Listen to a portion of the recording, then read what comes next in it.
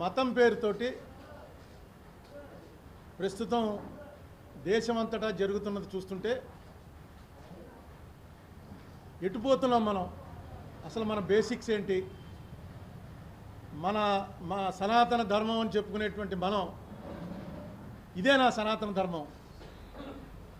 ఇదేనా మనకి మన గురువులు కానీ లేకపోతే మన దేవుళ్ళు కానీ మన మత గ్రంథాలు అనుకునే పురాణాలు కానీ ఇతిహాసాలు కానీ వేదాలు కానీ ఉపనిషత్తులు కానీ చెప్పింది ఇదేనా? ఎటుపోతున్నాం మనం అనేటువంటి ఒక ఆందోళన నాకైతే ఉంది. ఇది స్లోగా ఈ సోషల్ మీడియాలో వస్తున్నటువంటి క్యాంపెయిన్ ప్రోపగాండా చూస్తుంటే ఎప్పుడు ఇలా లేదు. నిజంగా పాకిస్తాన్ విభజన అప్పుడు కూడా ఇలా ఉండదు. ముఖ్యంగా చదువుకున్న వాళ్ళు ఒక స్థాయి ఐఏఎస్లో రిటైర్డ్ జడ్జిలో ఇలాంటి వాళ్ళందరూ ఇంత సంకుచితంగా ఎలా ఆలోచించగలుగుతున్నారో అర్థం అవట్లేదు. ఏమిటి మన కల్చరు? ఇదే మన కల్చర్? ఒక్కోసారి అనిపిస్తుంది ఇంత దారుణంగా మనం థింక్ చేయగలమా? అసలు ఈ దేశం ఏంటి? ఈ దేశానికి ఉన్నటువంటి బేసిక్స్ ఏంటి?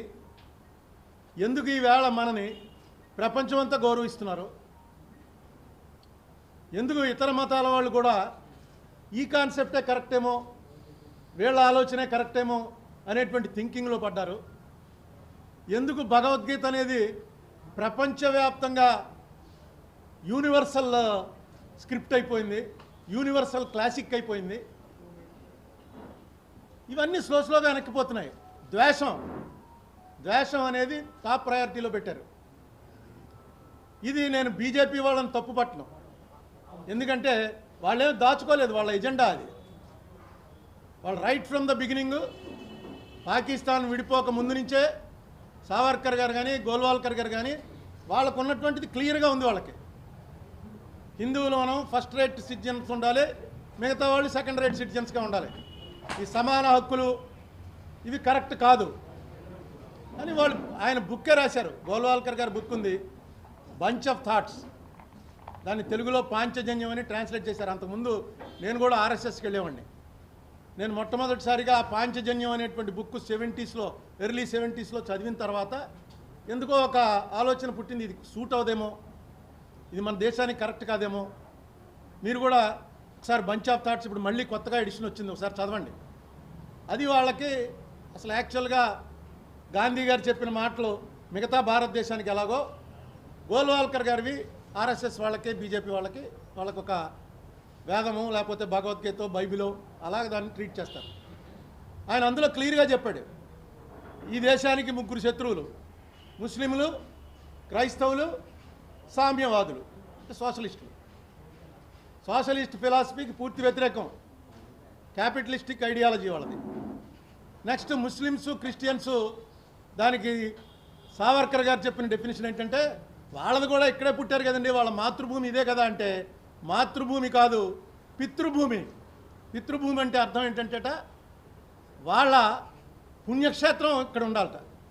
ముస్లింలకి మక్కా పుణ్యక్షేత్రం, క్రైస్తవులకి జెరూసలేం పుణ్యక్షేత్రం. కాబట్టి వాళ్ళు మన వాళ్ళు కాదు, ఇక్కడ పుణ్యక్షేత్రం ఉండాలి, ఇదే ఆయన ఒక డెఫినేషన్ చెప్పారు.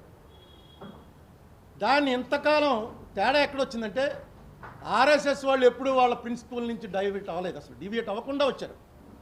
మీరు పెద్దవాళ్ళందరికీ గుర్తుండుంటుంది, 77 ఎలక్షను జయప్రకాష్ నారాయణ సమక్షంలో మొత్తం అన్ని పార్టీలు రద్దు చేసి మేమంతా జనతా పార్టీ అయిపోతున్నాం, ఇప్పటివరకు మాకున్నటువంటి అన్ని ఫిలాసఫీలు పక్కన పెడుతున్నాం, మేము జనతా పార్టీగా ఈ ఇందిరాగాంధీ కాంగ్రెస్ పార్టీని మేము దాన్ని క్లోజ్ చేస్తాం అని చెప్పి ఎలక్షన్లకు వచ్చారు.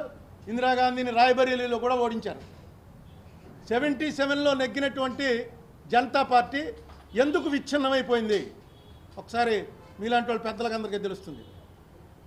బీజేపీ గొడవే. వీళ్ళందరూ కూడా, అందులో మంత్రులందరూ కూడా ఆర్ఎస్ఎస్కి నిక్కరేసుకుని వెళ్ళారు. వాజ్పేయి గారు, అద్వానీ గారు. ఇదేంటా మనం అన్ని పార్టీలు మర్చిపోయి మనం అంతా ఒకటి అనుకున్నాం కదా, మళ్ళీ మీరు ఎక్కడికి వెళ్తున్నారు ఏంటంటే దాన్ని మేము వదలమండి, ఈ పార్టీని వదిలేస్తాం కానీ దాన్ని వదలం. పడిపోయింది గవర్నమెంట్, బ్రహ్మాండమైన మెజార్టీతో వచ్చిన ఆల్టర్నేటివ్ అనుకున్నది పడిపోవడానికి ప్రధాన కారణం వాళ్ళ తప్పన్నం, వాళ్ళ ప్రిన్సిపల్ మెయిన్. 89లో విపి సింగ్కి సపోర్ట్ చేశారు. సపోర్ట్ చేసి ఈ బాబ్రీ మసీద్ యాత్ర ఒకటి పెట్టారు, రామ జన్మభూమి యాత్ర. ఆ యాత్రలో అద్వానీ గారిని లల్లు యాదవ్ అరెస్ట్ చేయగానే ఆ గవర్నమెంట్ పడిపోయింది. వాళ్ళైతే చాలా క్లారిటీగా ఉన్నారు, కానీ ఈవేళ వాళ్ళకి సపోర్ట్ చేస్తున్న వాళ్ళు ఆ క్లారిటీ లేదు. ఎందుకంటే ఆశ్చర్యపోతున్నాను నేను, కాంగ్రెస్లో పుట్టి కాంగ్రెస్లో పెరిగి కాంగ్రెస్లో అనేక పదవులు చేసిన వాళ్ళకి ఈవేళ బీజేపీలోకి వెళ్ళిపోతున్నారు చాలా సింపుల్గా. నిన్న మొన్న ఒక పెద్ద పోస్టర్ ఒకటి వచ్చిందిట హైదరాబాద్లో, ఒక ఆయన వేసాడు పోస్టర్, నేను రాజకీయాల్లోకి రావాలనుకుంటున్నాను, ఒక ఫోటో వేశాడు. నన్ను ఏ పార్టీలో చేరమంటారు? Number 1 TRS, number 2 BJP, number 3 Congress. Public poll పెట్టట, నన్ను ఏ పార్టీలో చేరమంటారు చెప్పండి అని. హైదరాబాద్ అంతా వచ్చేటి పోస్టర్లు ఎవరో నిన్న వాట్సాప్లో పంపారు. అంటే అసలు ఐడియాలజీ అనేది లేదు. కాంగ్రెస్లో ఇంతకాలం ఉండి, కమ్యూనిస్ట్ పార్టీలో ఇంతకాలం ఉండి, సరే కమ్యూనిస్ట్ పార్టీలో అంటే అసలు వాళ్ళు మెంబర్షిప్ ఇవ్వరు, అందుకని అందులో చాలా తక్కువ మంది ఉంటారు, అందులోంచి బయటికి వెళ్ళే వాళ్ళు చాలా తక్కువ మంది ఉంటారు. కాంగ్రెస్లోంచి వెళ్ళిపోయి డైరెక్ట్గా ఇక్కడ చాలా కీలకమైన పదవులు చేసిన వాళ్ళు వెళ్ళి బీజేపీలో జాయిన్ అయిపోతున్నారు. కేంద్ర మంత్రులు, రాష్ట్ర మంత్రులు స్థాయి వాళ్ళు. ఏంటంటే ఇంక కాంగ్రెస్కి ఫ్యూచర్ లేదండి, అందుకని బీజేపీలోకి పోతున్నాం. మీరు తెలుగుదేశంలోకి వెళ్ళండి, వైఎస్ఆర్సీపీలోకి వెళ్ళండి, ఏ పార్టీలోకి వెళ్ళండి పర్వాలేదు, కానీ ఒక స్ట్రిక్ట్ ఐడియాలజీ ఉన్నటువంటి పార్టీలోకి వెళ్తున్నప్పుడు దాంతో మీరు ఏకీభవిస్తే వెళ్ళండి. వాళ్ళు చెప్పినటువంటి మాటలతో మీరు ఏకీభవిస్తే తప్పులేదు, నేనేం వాళ్ళ తప్పంట్లా. వాళ్ళు రిజిడ్గా వాళ్ళ ప్రిన్సిపల్ని పట్టుకుని ఉన్నారు. మీరు వెళ్ళి జాయిన్ అయ్యి దాన్ని ఏదో పదవి వస్తుందని వెళ్ళటం వల్ల దేశానికి ప్రమాదం ఏమో అది ఆలోచించండి. ఏం ప్రమాదం లేదండి, బీజేపీ వాళ్ళు చెప్తుందే కరెక్టు. ఈ దేశంలో ఈ మనమే ఉండాలి తప్ప ఈ ముస్లిమ్స్ క్రిస్టియన్స్ వీళ్ళకి కరెక్ట్గా ఉండడానికి వీల్లేదు, వీళ్ళకి ఎందుకు ఇవ్వాలి మనం రైటు అనే ఆలోచన మీదైతే ఏం తప్పులేదు. కానీ ఈవేళ వెళ్తున్న వాళ్ళు ఎవ్వరూ ఆలోచన కాదు, ఏదో పదవి వస్తుందనో ఇప్పుడు లేకపోతే గవర్నమెంట్ ఉందనో వెళ్తున్నారు. అది మాత్రం నేను కోరుతున్నది ఏంటంటే చాలా తప్పు చేస్తున్నారు మీరు. మీరు నమ్మి వెళ్తే తప్పు లేదు. ఎందుకంటే ఈవేళ దేశంలో 3 ఫిలాసఫీలు, ఈవేళ కాదు ఈ దేశానికి స్వాతంత్రం వచ్చినప్పటి నుంచి కూడా. 1 Congress philosophy secularism, 2 communist philosophy socialism, 3 BJP philosophy. BJP అంటే అప్పుడు జనసంఘ అనేవాళ్ళం, దాని ఫిలాసఫీ ఈ దేశం మనది, హిందువులది. ఈ హిందువులు అన్నదానికి డెఫినేషన్ దగ్గరే తేడా వచ్చింది. ఎందుకంటే మనది హిందుస్థాన్, పాకిస్తాన్, ఆఫ్ఘనిస్తాన్, ఇరాన్ పేరు అవెస్తాన్. సార్ నెట్లో చూడండి, తుజ్బెకిస్తాన్, కిర్గిజిస్తాన్, మొత్తం స్థాన్ అనేటువంటి ఉన్నవన్నీ కూడా మనమే. ఎందుకంటే స్థాన్ అనే పదం సంస్కృతం. వాళ్ళన్నీ ఈ దేశాలన్నీ కూడా ఒకప్పుడు మన కల్చరే, మారుతూ ఉంటాయి. మారుతుంటే కల్చర్ మారుతుంటే మతాలు మారిన దానికి మనకు అసలు అభ్యంతరమే లేదు. మన మతంలో భగవద్గీతలో కృష్ణుడు స్వయంగా చెప్పాడు, యో యో యామ్యాం తనుం భక్త శ్రద్ధయార్చితుమిచ్చతి తస్య తస్యాచలాం శ్రద్ధాం తామేవ వితతామ్యహం.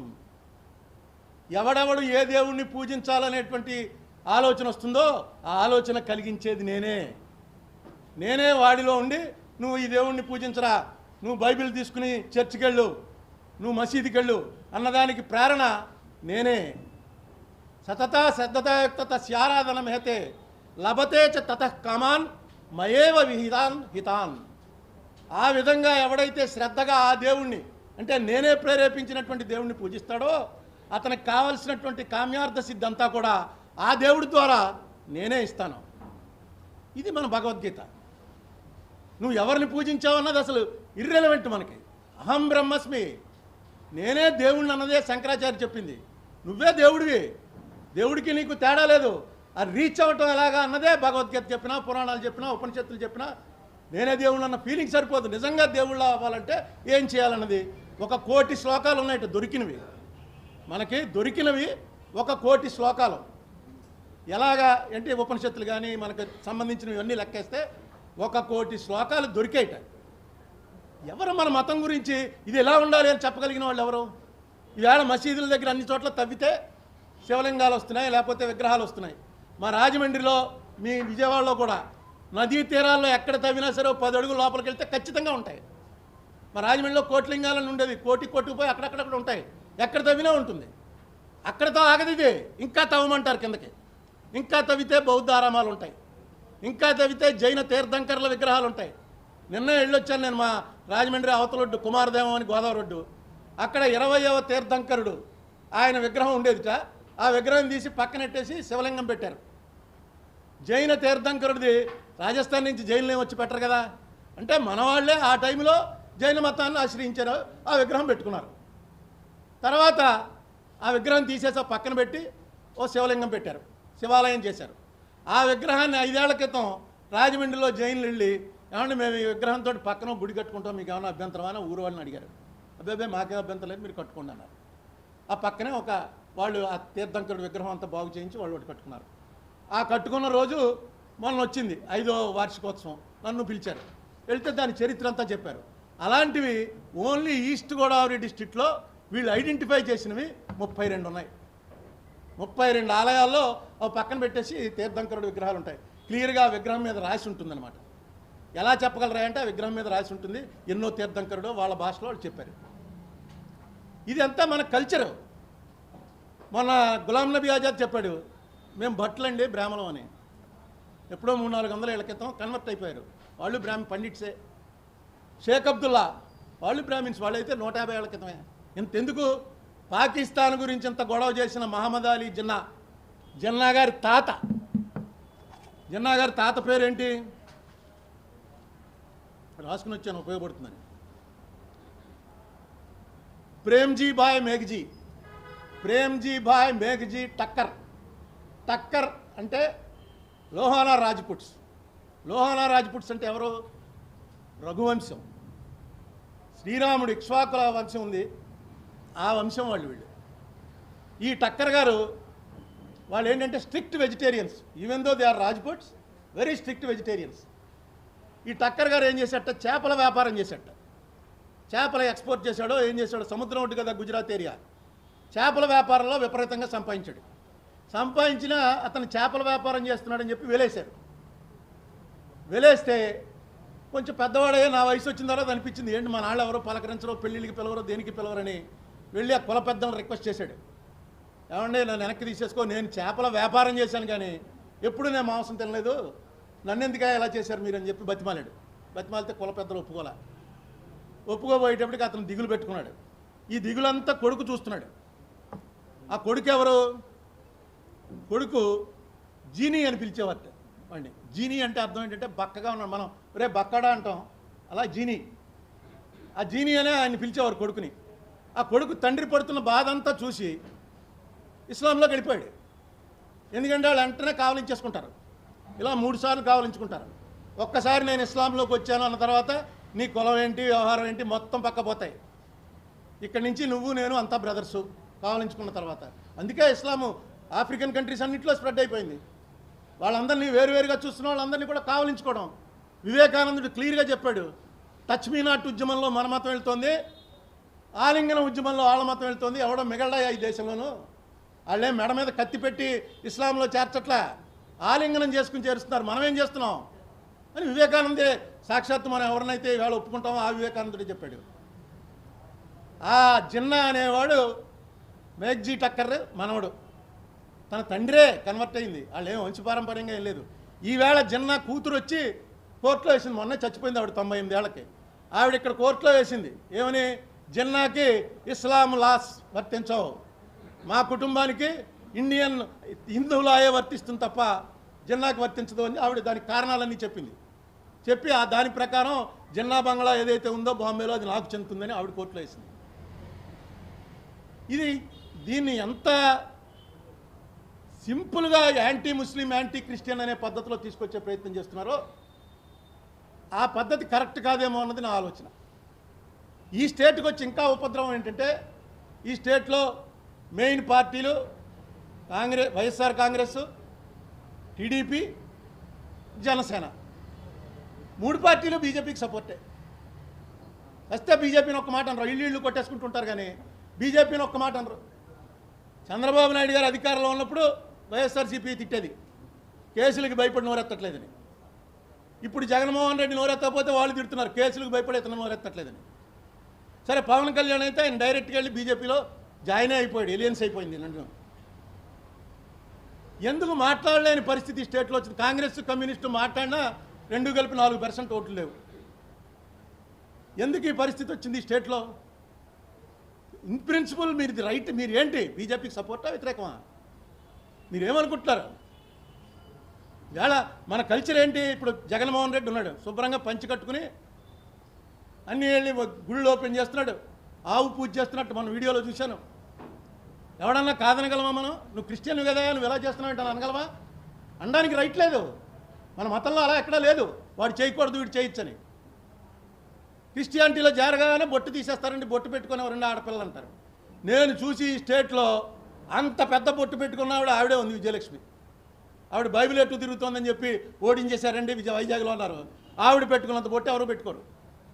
రాజశేఖర రెడ్డి బయటికి వెళ్తుంటే శకునం వస్తుంది, రాజశేఖర రెడ్డి బయట నుంచి వస్తే ఆరతిస్తుంది.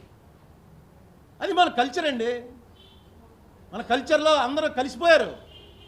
దీన్ని ఎందుకు విడదీసే ప్రయత్నం చేస్తున్నారు? ఆ విడదీసే ప్రయత్నంలో ఏ లెవెల్కి వెళ్తున్నారంటే, సాఫ్ట్వేర్ రెవల్యూషన్ తర్వాత నాకు మొన్నే నేను నెట్లో చూసిన దాంట్లో నాకు తెలిసింది 1,20,00,000 మంది Indians through out the world ఉన్నారు. మామూలు పొజిషన్లో లేరండి. అమెరికాలో మైగ్రెంట్ ఇండియన్స్, ఈ మైగ్రెంట్ కమ్యూనిటీస్లో రిచెస్ట్ కమ్యూనిటీట. బయట నుంచి వచ్చి అక్కడ సెటిల్ అయినటువంటి కమ్యూనిటీస్ అన్ని దేశాల వాళ్ళలో అత్యంత ధనవంతులైనటువంటి వాళ్ళు, శ్రీమంతులు ఎవర్రా అంటే మన ఇండియన్ కమ్యూనిటీ. ఇక్కడ ఇలా జరుగుతుంటే మొన్న న్యూయార్క్ టైమ్స్లో ఫ్రంట్ పేజీలో రాశారు ఒక ఆర్టికల్. ఏంటంటే ఇక్కడ ముస్లిం అన్నవాడిని పట్టుకుని కొడుతున్నారు. నిన్న ఏదో ఒక వీడియోలో వచ్చింది, ఒక జైన్ని పట్టుకుని లంపకాయలు కొట్టి చంపేశారు. మొత్తం మళ్ళీ వీడియో కూడా వాళ్ళే తీర్చుకున్నారు. వాడు ముస్లిం అనుకున్నారట. 70 ఏళ్ళు దాటున్నాయి, వాడికి మెంటలో పిచ్చింది, ఏం చెప్పలేకపోతున్నాడు. కొట్టి లంపకాయలు కొట్టి కొట్టి కొట్టి చంపేశారు. అతను ఏదో బీజేపీ కార్పొరేటర్ ఏదో ఊర్లో. అది నేను అనేది ఏంటంటే, ఏమిటి సాటిస్ఫాక్షన్? ఎందుకు మతాన్ని ఇందులో లాగుతారు? ఇప్పుడు మోడీ గారికి మంచి మెజారిటీ వచ్చింది, రూలింగ్ మీద పెట్టచ్చు.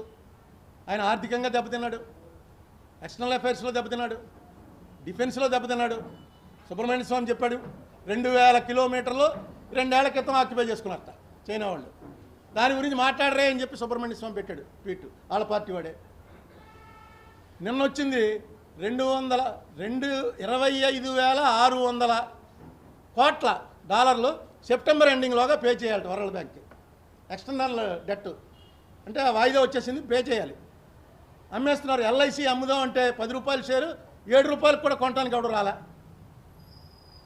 చెడి అమ్ముకోవడం అంటారు దీన్ని. అన్ని రంగాల్లోనూ ఫెయిల్యూర్లో పోతూ ఇది ఒక్కటే ఈ మతం అన్నదాన్ని ఎక్కించడానికి ట్రై చేస్తున్నారు. అది వాళ్ళకి ముందు నుంచి ఉన్నదే కాబట్టి వాళ్ళు మనం తప్పట్లేం. కానీ ఎవరైతే వెళ్ళి సపోర్ట్ చేయడానికి వెళ్తున్నారో వాళ్ళు పునరాలోచన చేయండి అని మాత్రమే చెప్తున్నాను నేను. ఆర్ఎస్ఎస్ వాళ్ళు చాలా మంచి వాళ్ళుగా ఉంటారు, వాళ్ళ ప్రవర్తన చాలా బాగుంటుంది, వాళ్ళు పెద్ద కరప్షన్ వాటి జోలికి వెళ్ళరు, చాలా స్ట్రిక్ట్గా మినిమం డబ్బులతోటే బతుకుతారు, వాళ్ళు మెయింటైన్ అవుతారు. నా ఫ్రెండ్స్ ఆర్ఎస్ఎస్ ప్రచారకులుగా వెళ్ళిపోయిన వాళ్ళు ఉన్నారు, చాలా స్ట్రిక్ట్గా ఉంటారు. వాళ్ళు ఆకర్షిస్తారు, వీళ్ళు దేశం కోసమే బతుకుతున్నారా అనేటువంటి ఒక వాళ్ళని చూడగానే మనకు అనిపిస్తుంది. కానీ వాళ్ళ సిద్ధాంతం ఈ దేశానికి మాత్రం ప్రమాదం తెచ్చే సిద్ధాంతం. ప్రపంచవ్యాప్తంగా మనం ఐసోలేట్ అయిపోతాం, అది మన సిద్ధాంతం కాదు. మనని ప్రపంచవ్యాప్తంగా లైక్ చేసేటువంటి పరిస్థితిలో మనం ఉన్నాం. ఈవేళ వరల్డ్ అంతా చూస్తుంది ఇండియా కేసి. ఇన్నాళ్ళు డెమోక్రసీ అలా ఏంటి? పాకిస్తాన్ ఏంటండి అసలు? పాకిస్తాన్ మనతో పాటే స్వాతంత్రం వచ్చింది, 71 దాకా ఎలక్షన్లో పెట్టుకోలేకపోయారు. 1971లో ఎలక్షన్ పెట్టుకుంటే ముజిబుర్ రహమాన్కి మెజారిటీ వస్తే బంగ్లాదేశ్ విడిపోయింది. మనకి వాళ్ళకి పోలికేంటి? ఎంత ఉందా దేశం?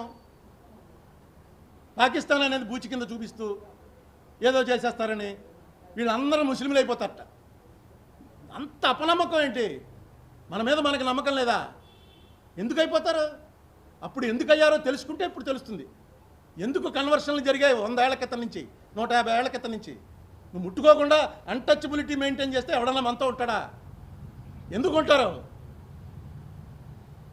ఈ వాయిస్ రైజ్ చేయవలసినటువంటి అవసరం ఈ సెక్యులరిస్టులు ఎవరైతే ఉన్నారో వాళ్ళ మీద ఉంది. నేను ఈవేళ ఈ విజయవాడ మీట్ ది ప్రెస్ ద్వారా తెలియజేసేది ఏంటంటే, రండి బయటకు వచ్చి మీరు కూడా మీ మనసులో ఉన్నది చెప్పండి. ఈ ప్రచారం తప్పు, దీన్ని బ్రేక్ అయ్యండి అనేటువంటి ఒక మెసేజ్ ఈక్వల్గా వాల్యూమ్లో వస్తే తప్ప దేశానికి చాలా ప్రమాదం. ఎందుకంటే మన వాళ్ళందరినీ గెంటేసే జలసీతో ఉన్నారు. వైట్ కంట్రీస్ అన్నింటిలో కూడా ఇండియన్స్ వచ్చి అన్నీ ఆక్యుపై చేసేస్తున్నారని జలసీతో ఉన్నారు. క్లింటన్ టైంలోనే ఆయన ఒక ఎక్కడికో స్టేట్కి వెళ్ళి గవర్నర్ మీటింగ్లో చెప్పాడు, రాబోయే రోజుల్లో మీ జాబ్స్ అన్నీ కూడా ఇండియా అనే దేశం నుంచి వచ్చిన వాళ్ళు ఆక్యుపై చేసుకోబోతున్నారు, జాగ్రత్తగా చదువుకోండి అని స్టూడెంట్స్ని అడ్రస్ చేస్తూ చెప్పాడు. ఇది 2020లో, 2020 కాదు 2000లో 2000లో చెప్పాడు. అది నిజమవుతోంది ఇప్పుడు. మన వాళ్ళ ముందు ఆగట్లేదు ఎవరును. ఎందుకంటే డెస్క్ జాబులకి మన ఎక్స్పర్ట్లు, రెంచ్ జాబులకి ముక్కు తప్పడం వాళ్ళు ఎక్స్పర్ట్లు. చైనా, జపాన్ వాళ్ళందరూ కూడా ఇండస్ట్రియల్ రెవల్యూషన్లో బాగా బాగుపడ్డ దేశాలు. ఇప్పుడు ఈ కంప్యూటర్ వచ్చిన తర్వాత ఎన్ని గంటలు నువ్వు కూర్చుని పని చేయగలవు అన్నదే మెయిన్. మన వాళ్ళు హాయిగా ఏసీ వేసుకుని టేబుల్ వేసి కూర్చుంటే భోజనం గీజనం కూడా మర్చిపోయి కొత్త ప్రయోగాలు చేస్తూనే ఉంటారు.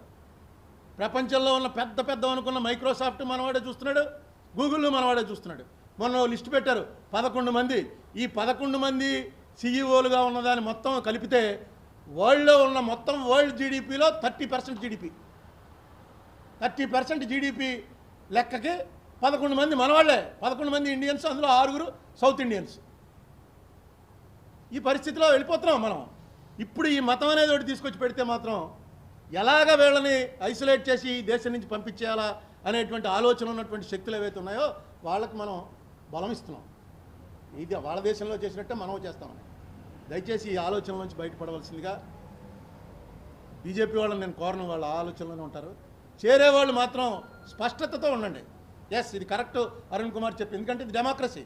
51% ఆఫ్ ద పీపుల్ కనుక అదే కరెక్ట్ అనుకుంటే అదే ప్రివేల్ అవుతుంది. కరెక్టా కాదా ఆలోచించి చేయమని మాత్రమే నేను విజ్ఞప్తి చేస్తున్నాను. Thank you.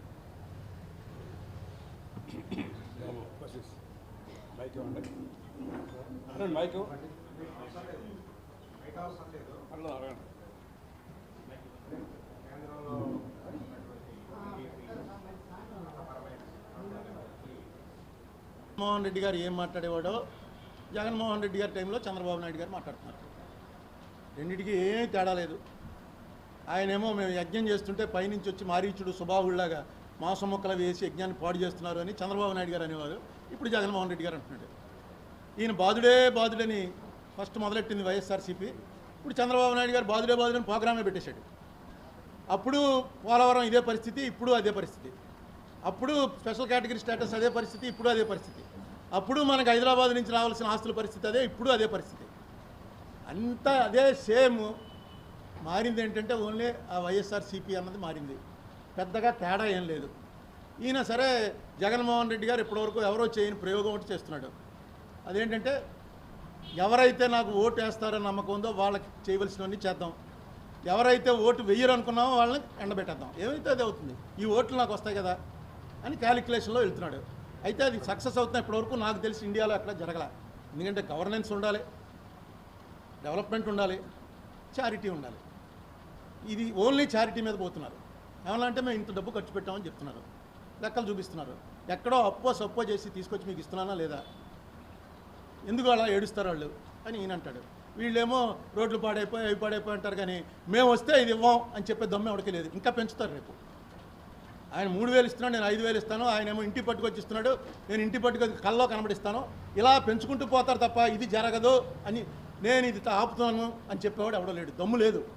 ఒక పద్ధతిలోకి వచ్చింది. అంటే ప్రజల్ని మోసం చేయక తప్పని పరిస్థితులు క్రియేట్ చేస్తున్నారు. ఎకనామిస్టులు వాళ్ళు కూడా ఏం మాట్లాడట్లేదు. ఏంటంటే కరోనా, ఏమన్నా అంటే కరోనా ఒకటి రెడీగా ఉంది, కరోనా దెబ్బకి ఏం చేస్తామండి అని. నిజమే, జగన్మోహన్ రెడ్డి నేను ఇంతకుముందు అభినందించాను కూడా. కరోనా ఉన్నప్పటికీ ఈ డబ్బులు ఇవ్వటం మాత్రం ఆపలేదు, అందే. దానివల్ల చాలా ఉపకారం జరిగింది నిరుపేదలకి. కానీ ఈవేళ లెక్కేసుకుంటే వాడు సరిగ్గా ఒక 5 ఏళ్ల క్రితం ఎంత ఉండేదో ఇన్కమ్ము, ఈవేళ ఈ జగన్మోహన్ రెడ్డి ఇచ్చిన దాంతో సహా లెక్కేసుకుంటే ఇన్కమ్ము దానికి సరిపడా లేదు. ఇది 5 ఏళ్ల క్రితం రేట్లు ఈవేళ రేట్లు చూసుకుంటే 4 ఇంతలు పెరిగాయి. విపరీతంగా ఇన్ఫ్లేషన్ పెరిగిపోయింది. చాలా దారిద్ర్య రేఖ దిగున ఉన్నటువంటి వాళ్ళ పరిస్థితి ఏమవుతుందిరా రేపు నా పరిస్థితి అనేటువంటి ఆలోచనలోకి వచ్చేసారు. ఏమో ఒకవేళ ఈ జగన్మోహన్ రెడ్డి ఇచ్చే డబ్బులతోటే బతుకుతున్నాం, ఇతను కానీ పోతే ఈ డబ్బులు కూడా రావేమో అని జగన్మోహన్ రెడ్డికే ఓటేస్తారా, లేకపోతే కాదు ఇంకొకటి వచ్చినట్టయితే నాకు బాగుంటుంది అనుకుని జగన్మోహన్ రెడ్డి దింపేస్తారా? ఈ గ్యాంబుల్లో ఏం జరుగుతుందో చూడాలి. సో గవర్నమెంట్ గురించి జగన్మోహన్ రెడ్డి గవర్నమెంట్కి చంద్రబాబు నాయుడు గవర్నమెంట్కి పెద్ద తేడా నాకైతే ఏం కనపట్లే. ఎందుకంటే మొట్టమొదట విడిపోయిన తర్వాత మనం మొట్టమొదట చేయవలసిన పని ఏంటంటే మనం విడగొట్టేసి, మన సమ్మతి లేకుండా మనం విడగొట్టేసినప్పుడు మనకి ఏమి ఇస్తామన్నారు అవి తెచ్చుకోవాలి ఫస్ట్. దాని గురించి మాట్లాడరు. అది కాకుండా 9th 10th షెడ్యూల్లో క్లియర్గా హైదరాబాద్ నుంచి మనకి ఏమొస్తాయన్నది పెట్టారు. అవి కూడా తెచ్చుకోలేకపోతున్నారు. ఏంటంటే మన పొలిటీషియన్స్, మన అధికారులు అందరికీ కూడా బేస్ హైదరాబాదే. ప్రతివాడి ఆస్తులు హైదరాబాద్లోనే ఉన్నాయి. హెరిటేజ్ హైదరాబాదే హెడ్ ఆఫీసు, భారతీయ సిమెంట్స్ అక్కడే హెడ్ ఆఫీసు, ఈయనవి ఆయనవి అన్నీ కూడా అక్కడే ఉన్నాయి. వాళ్ళని అడగటానికి కూడా వీళ్ళు ధైర్యం చేయరా? మరి ఏంటి నాకు అర్థం అవ్వదు. లీగల్గా రావాల్సిన వాటి గురించి అడగటానికి ఎందుకు భయపడతారో అర్థం అవ్వదు. పోలవరం ఉంది, ఈయన ఏం చెప్పాడు జగన్మోహన్ రెడ్డి, ఎందుకు తీసుకున్నాడు చంద్రబాబు నాయుడు? వాళ్ళు కట్టవలసిన ప్రాజెక్ట్ ఇతనికి ఏంటండి అవసరం? కిక్ బ్యాక్స్ కోసం తీసుకున్నాడు. నేను వచ్చి రాగానే వెంటనే అప్పచెప్పేస్తాను సెంట్రల్గా అన్నాడు. ఈయన ఎందుకు అప్పచెప్పలేదు? ఈయన మళ్ళీ అది తీసుకుంటాడు. వీళ్ళు వాళ్ళకి ఎక్స్ప్లెనేషన్ చెప్పడం ఏంటి? వాళ్ళ తరఫున ఏదో చేస్తుంటే వాళ్ళు వచ్చి క్వశ్చన్లు వేస్తుంటే వీళ్ళు ఆన్సర్లు చెప్పడమా? పోలవరం కట్టవలసిన బాధ్యత, కట్టి అప్పచెప్పవలసిన బాధ్యత May 5, 2014 నాడు మన్మోహన్ సింగ్ గవర్నమెంట్ క్లియర్గా తీర్మానం చేసింది. ఆ తీర్మానంలో ఏ విపత్తులు అయితే ఈవేళ వచ్చేస్తున్నాయో అవన్నీ కూడా మెన్షన్ చేశారు. ముఖ్యంగా ఈ ల్యాండ్కి ఇవ్వాల్సినటువంటి కాంపెన్సేషన్ విపరీతంగా పెరిగింది కాబట్టి ఆ మొత్తం మనమే ఇవ్వాలి అని తీర్మానంలో ఒక సబ్జెక్ట్ పెట్టారు క్లియర్గా. ఒక గవర్నమెంట్ చేసినటువంటి తీర్మానం కనుక నెక్స్ట్ గవర్నమెంట్ చేయకపోతే, ఇంప్లిమెంట్ చేయకపోతే దాన్ని వాళ్ళు మళ్ళీ క్యాబినెట్లో పెట్టి అండూ చేయాలి. ఏం చేయలేదు, అలాగే ఉంది. వీళ్ళు చేయరు, వీళ్ళు అడగరు. ఏం మాట్లాడను గవర్నమెంట్ గురించి. అందుకే నేను ప్రెస్ మీట్లు కూడా తగ్గించేశాను. ఎందుకంటే సబ్జెక్ట్ అన్నీ కూడా రోజు అందరికీ తెలుసున్నవే. మనకు అతను ఉన్నప్పుడు చంద్రబాబు నాయుడు ఉన్నప్పుడు అయితే ఏదో కొత్త సబ్జెక్ట్ వచ్చేది పెడుతూ ఉండేవాడిని. వాళ్ళు కూడా బూతులు తిడుతూ ఉండేవారు కౌంటర్. ఇప్పుడు వీళ్ళు ఏం మాట్లాడరు, సోషల్ మీడియాలో తిడతారు తప్ప బహిరంగంగా వచ్చి మాట్లాడరు. పోలవరం గొడవ ఏంటంటే అంటే పోయిందండి, కింద ఉన్నది డయాఫ్రమ్ వాల్ పోయిందన్న. డయాఫ్రమ్ వాల్ పోయిందని 2017లో నేను ప్రెస్ మీట్ పెట్టి ఫోటోలు చూపించి మొత్తం చూపించాను, తేలుతో చూడండి ఇది డయాఫ్రమ్ వాల్ అని. అనగానే అక్కడ కన్సర్న్ మినిస్టర్ గారు, ఎవరో తెలుగుదేశం మినిస్టర్ గారు, అన్నం తింటున్నాడా గడ్డి తింటున్నాడా అని అడిగాడు. అంటే నేను లేదండి ఈ మధ్య షుగర్ ఎక్కువ అన్నం తింటలేదు, మీరు చెప్పింది కరెక్టే, గడ్డిలాగే ఏదో పెడుతున్నారు తింటున్నాను. అంతకన్నా ఏం చెప్తాం? డయాఫ్రమ్ వాల్ పోయిందని ఈవేళ గొడవ. డయాఫ్రమ్ వాల్ ఇవన్నీ మామూలు వాడు ఎవరికి అర్థమవని పదాలు ఇవన్నీ. దాన్ని ఏం చేయాలి, ఏం చేయాలన్న దాని మీద మళ్ళీ ఎవరో శ్రీరామ్ గారిని వచ్చి కమిటీ చేశారు. 3 నెలలు చూస్తారట, కట్టాలా వద్దా? నా ఉద్దేశం అయితే ఆ రోజున ఏదైతే చంద్రబాబు నాయుడు గారి మీద ఆరోపణ చేశానో అదే నిజమైంది. 41 మీటర్ల దగ్గర ఆనకట్ట కడతారు అంటే గ్రావిటీ మీద వాటర్ విజయవాడ వస్తుంది, వైజాగ్ వెళ్తుంది, రిజర్వాయర్ ఉండదు. అది ఎప్పుడో అనుకున్నారని నేను 2-3 సార్లు ఆరోపిస్తే వాళ్ళు తిట్టారు నన్ను, నువ్వేదో తప్పుడు ప్రజలను అలా చెప్తున్నావు ఇలా చెప్తున్నావు అని. అక్కడ పోలవరం రిజర్వాయర్ అనేది ఉండదు, కట్టే ఉద్దేశం లేదు. ఎందుకంటే 30,000 కోట్ల రూపాయల కాంపెన్సేషన్ ఇవ్వాలి, ఇచ్చే ఉద్దేశం సెంట్రల్ గవర్నమెంట్కి లేదు, తీసుకోగలిగిన దమ్ము వీళ్ళకి లేదు. సో పోలవరం అనేది నేనైతే మెంటల్గా అది ఆనకట్టన్నా తొందరగా కట్టేస్తే బాగుండరని చూస్తున్నాను. 41.5 0.15 దగ్గరకో కడతారు. ఆ కాంటూరులో వాటర్ సరిపోతుంది. ఇట్లా మాకు రాజమండ్రి ధవళేశ్వరం ఆనకట్ట ఉంది కదా, ధవళేశ్వరం ఆనకట్ట రిజర్వాయర్ 1.75 TMCA, కానీ మేము వాడుకునే వాటర్ 275 TMC. ఎందుకంటే ఆ డిస్ట్రిబ్యూటరీ కెనాల్ సిస్టమ్ ద్వారా మొత్తం అంతా వెళ్తుంది.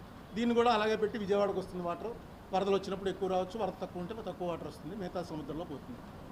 అక్కడ నాకేమి ఇప్పుడున్న పరిస్థితుల్లో పోలవరం ఒక మాట మంచి కొత్త మినిస్టర్ ఒక మాట మంచిగా చెప్పాడు ఏంటంటే ఇది ఎప్పుడు పూర్తవుతుందో నేను చెప్పలేను అన్నాడు. అంత మటుకు పోన్లే, ఎందుకు అబద్ధం చెప్పకుండా నిజం చెప్పేశాడు. అదే చాలు కదా.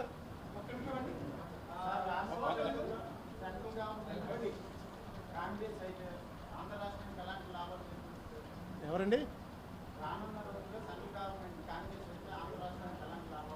కాంగ్రెసే కాదండి, ఎనీ గవర్నమెంట్ మినిమం రెస్పాన్సిబిలిటీ ఏంటంటే ఏ ప్రామిస్లు అయితే చేసామో ఆ ప్రామిస్లు ఫుల్ఫిల్ చేయాలి. ఆంధ్ర విషయంలో ఇంకా పెద్ద అప్లికేషన్ ఏంటంటే మనకి సమ్మతి లేకుండా అన్కాన్స్టిట్యూషనల్గా తలుపులు మూసేసి, తలుపులు మూయటం ఏంటంటే ఎప్పుడైనా తలుపులు మోస్తారు కదా అని పెద్ద వాళ్ళు అంటారు. ఇంకేం చెప్పను నేను, తలుపులు ఎప్పుడు మూస్తారు? ఓటింగ్ ఉంటే మోస్తారు, డివిజన్ ఉంటే మోస్తారు. అదే అది కూడా మనం తెచ్చుకోలేకపోతే కాంగ్రెస్ వస్తుందా, గవర్నమెంట్ బీజేపీయే కంటిన్యూ అవుతుందా? ఎవరైనా సరే ఇమ్మీడియట్గా మనకి చేయవలసింది మన ప్రామిస్లు ఫుల్ఫిల్ చేయటం. ఆ ప్రామిస్లు కూడా మనం అడిగితే పెట్టివి కాదు, వీటి వల్ల నువ్వు బాగుపడతావని పెట్టారు. మనం రిలక్టెంట్గానే తప్పనిసరిగా ఒప్పుకొని అలా వచ్చేసాం. కోర్టులో వేసాను, ఇది అడ్మిట్ అవుతుందేమో చూడాలి. మొన్న ఆయన వచ్చాడు, పెద్ద అడ్వకేట్ని పెట్టాం, పెద్ద అడ్వకేట్ గారు వచ్చి మెన్షన్ చేశాడు. రమణ గారేమో లిస్టింగ్ చేస్తానని అన్నట్ట. మరి రిటైర్ అయ్యే లోపల లిస్టింగ్ చేస్తే డెఫినెట్గా మంచి ఇంట్రెస్టింగ్ డిబేట్ అవుతుంది, కాన్స్టిట్యూషనల్ డిబేట్ కోర్టులో. సోషలిజం అండ్ సెక్యులరిజం గురించి మీరు చెప్పారు కదా, మతతత్వ పార్టీగా బీజేపీ ఉంది సంగతి. అంటే సెక్యులర్ పార్టీలు కానీ సోషలిజం గురించి పోరాడే అభివృద్ధి పార్టీలు మొన్న పరువు హత్య, హైదరాబాద్ జరిగిన పరువు హత్య, నాగరాజు అంటే ఎందుకు మాట్లాడారు? నెక్స్ట్ నేను నిన్న జరిగిన సంఘటనలో మన ఎమ్మెల్సీ అనంతబాబు గారిని అరెస్ట్ చేసిన సంఘటనలో కాంగ్రెస్ కమ్యూనిస్ట్ పార్టీ అందరూ ఎందుకు మాట్లాడారు. ఇంకొక విషయం ఏంటంటే సెక్యులరిజం అనేది భారతదేశం ఇంతవరకు అవసరమో మీకు చెప్పలేదు. మీకు గీతం చెప్పారు, కురానికి చెప్పారు, దేవుని మతం చెప్పారు అని చెప్పారు. బాగానే 2 రోజుల క్రితం కేరళలో ఒక చిన్న కుర్రవాడు రోడ్డు మీదకి వచ్చి మీ అంతు చూస్తాం, హిందువుల్ని క్రైస్తవుల్ని మీ ఆఖరి అంత్యక్రియకి మేము తయారు ఒక వార్నింగ్ ఇస్తున్నాడు. అది మీరు గమనించారా? మరి సోషలిజం సెక్యులరిజం భారతదేశానికి కాపాడే పరిస్థితి ఉందని కదా. ఇప్పుడు దాకా బాగానే ఉన్నాం మనం అని అనుకుంటే ఇప్పుడు ఇలా వెళ్తాం కరెక్ట్. ఇప్పుడు ఎవరో కుర్రాడు వచ్చి అరవటం ఇవన్నీ జరుగుతూ ఉంటాయి, జరగవని నేను అంట్లా. ఇప్పుడు ముస్లిం మనకే ఈర్ష్య ఎవడి మీద ఉండాలంటే మనకన్నా బాగుపడిపోయిన మీద వాడి మీద ఉండాలండి.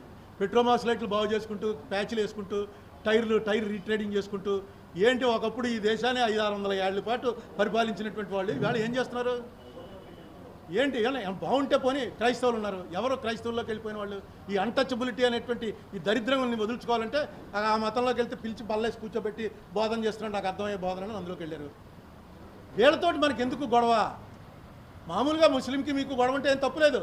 మీకు అతనికి పక్కింటి వాడు గొడవ వచ్చిందనుకున్న గొడవ ఉండొచ్చు. వాడు ముస్లిం అయిన కారణంగా గొడవ వస్తే అది మంద తప్పు. ఎందుకంటే మనం 85% ఉన్నాం, మనం మెజారిటీ ఉన్నాం. ఇవన్నీ ఈ దేశాలన్నీ కూడా నేను ఇందాక చెప్పిన అవెస్థాన్ ఇరాన్ వరకు మందే. ఇవన్నీ స్థాన్ అనే పేరు సంస్కృతంలోనే ఉంది. ఇవన్నీ మనమే నెమ్మదిగా మారుతున్నాయి. దాన్ని మనం ఎప్పుడు పట్టించుకోలే. అది ఇష్యూ కాదు. నెహ్రూ కానీ గాంధీ కానీ ఇది ఇష్యూ అనుకోలే. అప్పుడు ప్రజలు కూడా వాళ్ళని సపోర్ట్ చేశారు, చిచా ఇది కాదండి ఇష్యూ అని. కానీ ఈవేళ ఎలా వచ్చిందంటే మార్పు కాంగ్రెస్ చేసిన తప్పుల వల్ల కానీ, కమ్యూనిస్ట్ పార్టీ వాళ్ళు సరిగ్గా వాళ్ళ ఐడియాలజీని ప్రజల్లోకి తీసుకెళ్ళలేకపోవటం వల్ల కానీ, మొత్తానికి నామమాత్రం అయిపోయాము.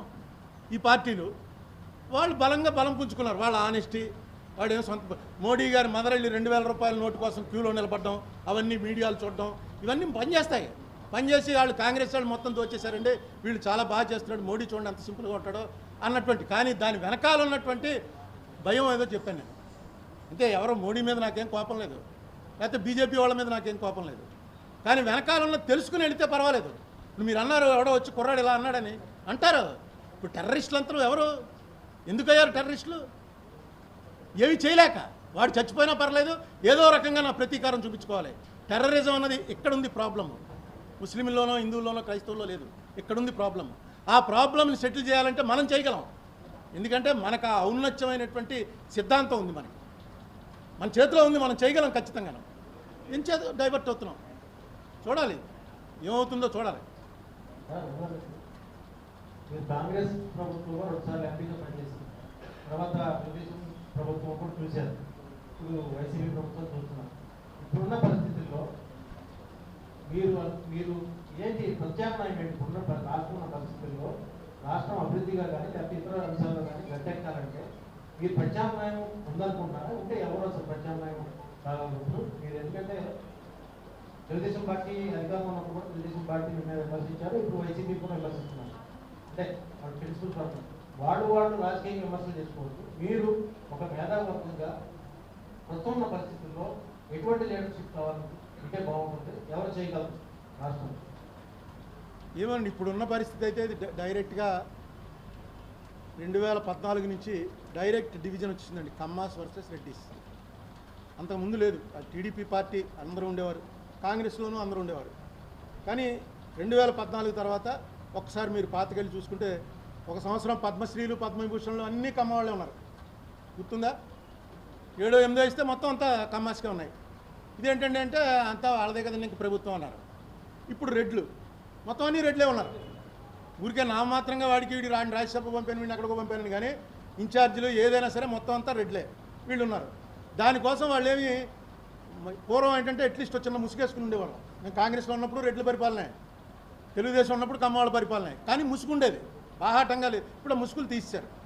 వీళ్ళిద్దరికీ ప్రత్యామ్నాయం అంటే నాకు ఎందుకో రాజగోపాలాచారి గారు నెహ్రూకి రాసిన లెటర్ గుర్తొస్తుంది. రాజగోపాలాచారి గారు నెహ్రూకి లెటర్ రాశారు స్వతంత్ర పార్టీ పెడుతూ. ఆయన ఏమని రాశాడంటే, ఈ దేశంలో డెమోక్రసీ గట్టిగా ఉండాలంటే ప్రశ్నించేవాడు ఉండాలి, అపోజిషన్ ఉండాలి. నిన్ను ప్రశ్నించేవాడు ఎవడో లేడు. నువ్వు మోస్ట్ గ్లామరస్ లీడర్ అయిపోయావు, అన్డిస్ప్యూటెడ్ లీడర్ అయిపోయావు. సో నిన్ను ఎవడో ప్రశ్నించలేకపోతున్నాడు. అందుకు నేను స్వతంత్ర పార్టీ పెడుతున్నాను నిన్ను ప్రశ్నించడానికి. ఏంటి వీళ్ళిద్దరూ వెరీ క్లోజ్ అయ్యండి అని స్వతంత్ర పార్టీ అని పెట్టాడు. ఆ లెటర్ చూడండి, నెట్లో ఉంది.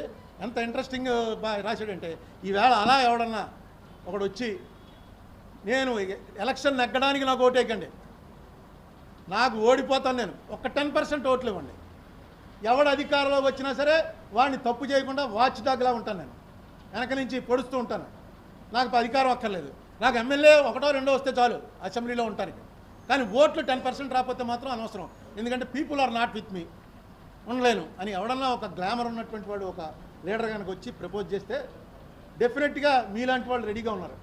వీడు నెగ్గపోయినా ఓటు అడుగుతున్నాడు కాబట్టి వీడికి వేద్దాం, వీడు ఉంటాడు మన క్వశ్చన్లు అన్నిటి చేయడానికి. ఇవాళ ఎంత సింపుల్ అయిపోయిందండి. నేను చెప్పాను, ఎవ్వరో మీడియాలో కానీ మేధావులు కానీ ఎవడో నన్ను సపోర్ట్ చేయలే. నేను ప్రపోజల్ చెప్పాను 4 ఏళ్ల నుంచి 40 సార్లు చెప్పుకుంటాను. ఇప్పుడు స్టేట్ బ్యాంక్ ఉంది, ఆంధ్ర బ్యాంక్ ఉంది, ఆంధ్ర బ్యాంక్ లేదురండి తీసాను. ఈ బ్యాంకుల్లో రాత్రి మొత్తం డబ్బుల విషయం తేలితే కానీ వాడు బ్యాంకు తాళం వేసుకెళ్ళడానికి లేదు. మొత్తం ఎంతమంది డిపాజిట్లు అయ్యాయి, ఎంతమంది అప్పులు తీసుకెళ్లారు, ఎంత బయటికి వెళ్ళింది, ఎంత లోపల వచ్చింది, మొత్తం పూర్తి చేసుకుని ఇన్ని వేల కోట్ల రూపాయలు ట్రాన్సాక్షన్స్, లక్షల కోట్ల ట్రాన్సాక్షన్ జరుగుతుంటే అన్ని బ్యాంకులు అవి మెయింటైన్ చేయగలిగినప్పుడు ఈ గవర్నమెంట్లు ఎందుకు మెయింటైన్ చేయలేవు? నేను సాఫ్ట్వేర్ ఇంజనీర్తో కొంతమందితో మాట్లాడాను. వాళ్ళు అన్నారు ఇది ఆల్రెడీ ఉందండి సిస్టము, ఆ పాస్వర్డ్ తీసేస్తే, ఇప్పుడు ఇంజనీరింగ్ పోలవరం ఉంది, పోలవరం వాళ్ళ వెబ్సైట్లో పాస్వర్డ్ ఉంటుంది, దానికి ఎస్సీలకి సిఈలకి వాళ్ళకే ఉంటుంది లోపలికి వెళ్ళి చూసుకోవడానికి. ఆ పాస్వర్డ్ తీసారనుకోండి, మనం ఎలా కొడితే పోలవరంలో ఈవేళ ఎంత డబ్బులు ఎంత పే చేశారు, ఎంతమంది అక్కడ కూలీలు పెట్టారు, ఎన్ని సిమెంట్ వేశారు, ఎంత కాంక్రీట్ వేశారు, మొత్తం అంతా వచ్చేస్తుంది. అలాగే పంచాయతీరాజు ప్రతి డిపార్ట్మెంటు సాయంకాలం అయ్యేటప్పుడు, పోనీ సాయంకాలం పెట్టలేరు, వీక్లీ ఒకసారి పెట్టండి, మీ గవర్నమెంట్కి ఎంత డబ్బు వచ్చింది, ఎంత ఖర్చు పెట్టారు, ఎవరికి ఖర్చు పెట్టారు, ఎలా ఖర్చు పెట్టారు, ఎవరి ద్వారా ఖర్చు పెట్టారు, టెండర్ పిలిచారు, టెండర్ పెట్టండి, ఇప్పుడు పెడుతున్నారు, ఖచ్చితంగా అందరికీ చూపించేలా పెట్టండి.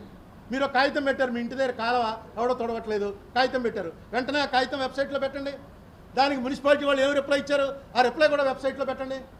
వీటికి ఏమి ఖర్చు అవ్వదు, ఇప్పుడు ఉన్నటువంటి మెకానిజం చాలు, ఆ పాస్వర్డ్స్ తీసేసి పబ్లిక్ డొమైన్లో పెట్టేయడమే. ఇది నేను అనేక సార్లు చెప్పాను, ఎలక్షన్ మేనిఫెస్టోలో పెట్టండి బాబు అని చెప్పి 2-3 పార్టీలు పెద్దలు కూడా అడిగాను. అడిగితే వాళ్ళు చాలా బాగుందండి చాలా బాగుందని అంటారు, కానీ తర్వాత చెప్తారు ఎందుకురా ఇంక పరిపాలన మనకి అన్నీ అందరికీ తెలిసిపోతే ఇంక మనం ఏం చేస్తాం, ఎందుకు తెలియకూడదు అంటున్నాను. అందరూ ప్రజాసేవ కోసమే వచ్చారు కదా. ఈవెన్ ఆ కేజ్రీవాల్ గారు కూడా పెట్టలే, అంతకుముందు కమ్యూనిస్టులు కేరళలో వాళ్ళు పెట్టలే, ఆనెస్టే వీళ్ళు. నాకు అర్థం అవుతుంది ఇదేంటి చాలా సింపుల్గా డెమోక్రసీ డెఫినేషన్ మారిపోతుంది, మొత్తం మన అందరం రూలింగ్ అయిపోతాం, మనమే యాక్షన్. 15 రోజులు అయింది మా ఇంటి దగ్గర కాలువ తుడిచి ఎవడో పెట్టమంటే ఇగో పంపిస్తున్నానని రిప్లై పెట్టాడని ఇప్పటివరకు రాలేదు, కాలువ ఫోటో తీస్తారు పెడతారు, అందరూ చూస్తారు మొత్తం కంట్రీ అంతాను, దానికి ఏమీ ఖర్చు లేదు. ఎందుకో ఎప్పటికీ ఇష్టం, ఎవడు ఇంతమంది మాట్లాడుతూ ఉంటారు. నేను మాట్లాడిన ఏదో టీవీ ఛానల్లో నేనే అడిగాను కొంచెం డిస్కషన్ పెట్టుకురు అని, ఆ యాంకర్ అలా ఎత్తాడు, ఎత్తగానే ఆయన ఇలాగే చెప్తూ ఉంటాడు కానివ్వండి, ఆయన దానికి సమాధానం చెప్పలేదని అలా పోయింది. దీని మీద ఆ యాంకర్ కూడా ఇష్టపడలేదేమో, అతని చెవుల్లో చెప్తారు ఏయ్ అనవసరమని పట్టుకోక అని. మేనేజ్మెంట్ ఉంటారు, మేనేజ్మెంట్లు అందరూ ఎవరో తెలుసుగా మనకి, ఇప్పుడు మొత్తం మేనేజ్మెంట్లు అంతా కూడా ఓన్లీ క్యాపిటలిస్ట్లో మేనేజ్ చేస్తున్నారు మీడియాని. అంటే ఇది పద్ధతి తప్పదు. దీంట్లో ఎవడైతే కొంచెం చదువుకుని ఉన్నామో మనలాంటి కొంచెం వరల్డ్లో ఏం జరుగుతుందో తెలిసిన వాళ్ళు ఉన్నామో, ఇండియన్ డెమోక్రసీకి ఖచ్చితంగా కావాల్సింది ఏంటంటే ఇంత సాఫ్ట్వేర్ రెవల్యూషన్లో 60% షేర్ తీసుకున్న మన కంట్రీ ఖచ్చితంగా మొత్తం పబ్లిక్ డొమైన్లో పెట్టేయండి అని అడగాలి. పబ్లిక్ డొమైన్లో ఎవడో పెడతానంటే వాడికి ఓటేస్తాను అని ఎవరో ఒకడు ఊర్లో 10 మందో 20 మందో చెప్పగలిగితే ఒక ఇది స్టార్ట్ అవుతుంది. నువ్వు పరిపాలన అనేది పారదర్శకత అంటే అది ఈజీగా చేయగలిగి, పూర్వం అయితే కష్టం, ఇప్పుడంతా చేతిలో వచ్చింది, ఫోన్లో వచ్చేసింది కదా మొత్తం, వెంటనే చూసుకుంటాం. అడుగురు కానీ అందరి కోసం ప్లీజ్ అందరు. ఈ పార్టీల్లో నేర స్వభావం ఉండే వ్యక్తులు పార్టీలకు అవసరమా? వీళ్ళని తొలగించకుండా ఈ పార్టీలు ప్రక్షాళన చేయకుండా ఉండవా? కష్టం అండి. నేర స్వభావం ఉన్న వాళ్ళని పబ్లిక్ అంగీకరిస్తున్నారు, ఏం చేయలేం. జనరల్గా మీకు తెలుసున్నటువంటి మీరు మీడియా కదా తెలిసి ఉంటుంది, జనరల్గా ఈ రౌడీలు యాంటీ సోషల్ ఎలిమెంట్స్ వాళ్ళని చూడండి, వాళ్ళ మనిషి కోసం ఏమైనా చేస్తారు, వాడి మనిషి కాపాడుకోవటం కోసం వాళ్ళు they'll go to any extent. అది ఒక రకంగా లీడర్షిప్ కింద లెక్కిస్తారు మామూలు జనం. అలాంటి వాడి దగ్గర ఆశ్రయిస్తే మనకి ఏమన్నా పని జరుగుతుంది. కానీ ఈవేళ కోర్టులో జడ్జి గారు మా రాజమండ్రి దగ్గర ఒక ల్యాండ్ డిస్ప్యూట్ వస్తే రౌడీ దగ్గరికి వచ్చాడు జడ్జి గారు, ఏదైనా గొడవ కొంచెం చూసి పెట్టవా అని. ఆ జడ్జి గారు నాకు తెలిసినాడు ఇదేంటా నువ్వు పోలీసు వాళ్ళ వల్ల కాదు కానీ ఆడు అయితే ఇమీడియట్గా ఇటు వెళ్ళాడంటే భయపడతాడు ఆడు. ఏం చెప్తాం, ఎక్కడ నేర చరిత్రలు ఎక్కడ కంట్రోల్ చేయగలం? ప్లీజ్ మైక్ తీసుకో మైక్ అట్లేమ్మా వస్తారు అందరికీ వస్తుందండి అందరికి మాట. రాజకీయ నాయకులు ఉన్నారు కాబట్టి కన్స్ట్రక్టివ్ అప్రోచ్ యొక్క బాధ్యత అసలు ఈ దేశంలో కానీ రాష్ట్రంలో కానీ కనబడుతున్నా ఉందా? లేదండి, అది కన్స్ట్రక్టివ్ అపోజిషన్ అదే కదా నేను మొట్టమొదటి నుంచి చెప్తుంది. బీజేపీని అపోజ్ చేసేవాళ్ళు లేకే అందరూ బీజేపీలో జాయిన్ అయిపోతున్నారు. అసలు బీజేపీది మతం, ఈ వ్యవహారం, ఈ గొడవ చాలామందికి బీజేపీలో యాక్టివ్గా ఉన్న వాళ్ళకి తెలీదు. అసలు ఈ ఎందుకు వచ్చి గుళ్ళు బద్దలు కొట్టారు? ముస్లిమ్స్ వచ్చి హిందూ దేశం మీద దండయాత్ర చేసి హిందుస్థాన్ మీద మంచి గుళ్ళన్నీ ఎందుకు బద్దలు కొట్టారు చెప్పండి. మీరు ఎవరికైనా తెలుసా ఎందుకు బద్దలు కొట్టారు గుళ్ళు? గుళ్ళో సంపద ఉంది, ఆ సంపద ఎత్తుకుపోవడానికి ఏమీ లేదండి. గుళ్ళలో సంపదలు ఎప్పుడూ లేవు. కారణం ఏంటంటే అసలు మహమ్మదీయ మతం పుట్టిందే విగ్రహాలు బద్దలు కొట్టడానికి. మక్కాలో 362 విగ్రహాలు ఉండేవి. పూజారుల పేరు ఖురేషీలు. వాళ్ళ సన్నే మహమ్మద్ ప్రవక్త. అతను కూడా ప్రవక్త కాకముందు పూజారుల కొడుకే. అతనికి నాకు దేవుడికి మాకు చెప్పాడు, నాకు క్లియర్గాను, ఇదంతా మోసం, ఈ మోసంలో మనం పాలు పంచుకోకూడదు, ఇవన్నీ బద్దలు కొట్టేయాలి, ఎక్కడైనా సరే విగ్రహం కనిపిస్తే బద్దలు కొట్టండి, అది మోసం అని చెప్పి ఆయన మొదలెట్టాడు. మొదలెడితే తన్ని తగలేశారు. మళ్ళీ 10 మందిని చేర తీసుకుని మళ్ళీ వెళ్ళాడు, మళ్ళీ కొట్టారు. చంపేయలేదు, ఎందుకంటే వాళ్ళ బిడ్డే. అలా కొట్టి ఆఖరికి వెళ్ళి ఆక్యుపై చేసుకున్నాడు మక్కాని. చేసుకుని అన్ని విగ్రహాలు బద్దలు కొట్టేశారు. ఆ బద్దలు కొట్టేస్తున్నప్పుడే మన అని ఒక విగ్రహం ఉంది, మనత్ అంటారు. అది మా 3 ఆడ విగ్రహాలు అవి, మనకి బ్రహ్మ విష్ణు మహేశ్వరులాగా. అందులో మెయిన్ విగ్రహం ఆ మన్నత్ అన్న విగ్రహాన్ని బద్దలు కొట్టకుండా పట్టుకెళ్ళి సోమనాథ్లో దాచేశారని చెప్పి ఒక టాక్ట.